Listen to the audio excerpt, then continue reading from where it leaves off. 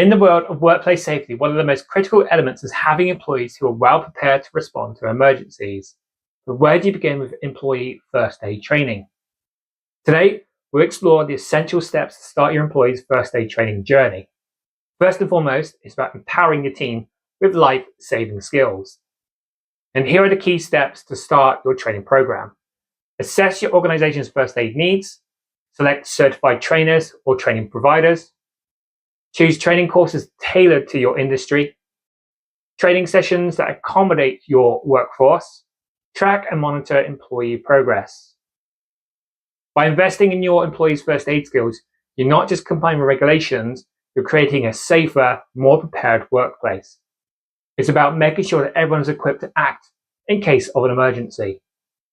Employees' first aid training is your commitment to safety and your team's well-being. Because in your workplace, safety starts with knowledge.